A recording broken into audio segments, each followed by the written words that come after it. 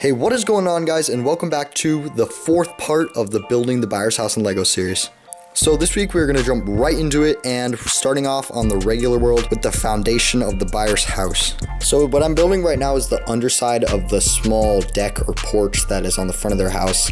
As you can see, I put some little pillars or support things on the bottom that I think look pretty good because I wanted to use those masonry bricks, and I really like the effect that they give. So behind the pillars I used these groove 1x2 bricks, and I think it made a nice effect like the foundation of the house.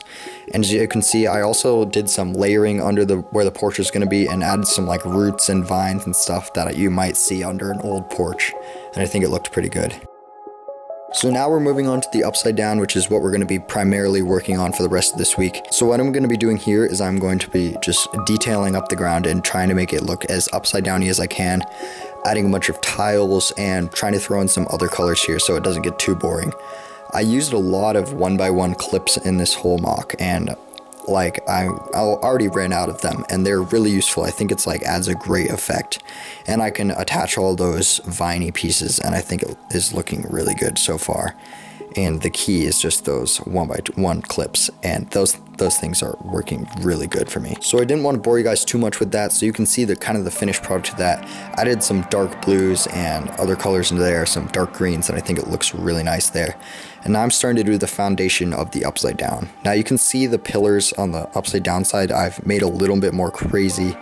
I added in some like cylinders and stuff, and they weren't just 1x2 bricks, they were actually mixes of 1x1s and other different bricks, and I think it looked really nice, kind of lit that nice upside downy broken feel. So here's the finished product and the start of the deck. My camera actually cut out, so that's why you didn't see me building this, but this is basically the deck of the upside down, and I kind of want to have the regular world somewhat similar, but obviously not as destroyed looking.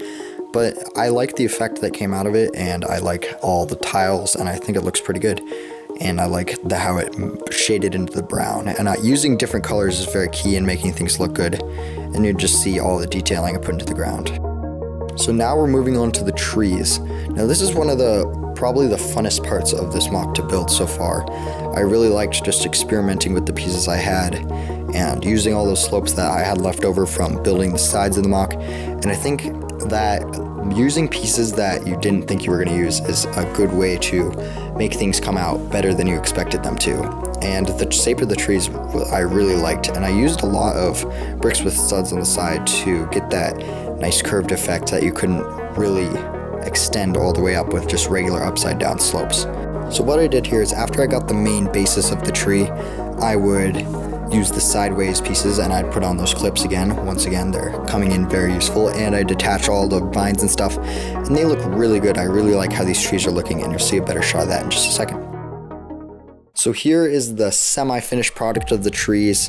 I'm not 100% happy with the leaves, and I'm definitely going to change them up a little bit in the future. I think they're a little bit too scraggly, and I'm gonna try to make the tree curve in a little better. But you kind of get the idea of what the kind of look I'm going for. Like, yeah, it's just, I want it to be like really crazy branches like you can see here.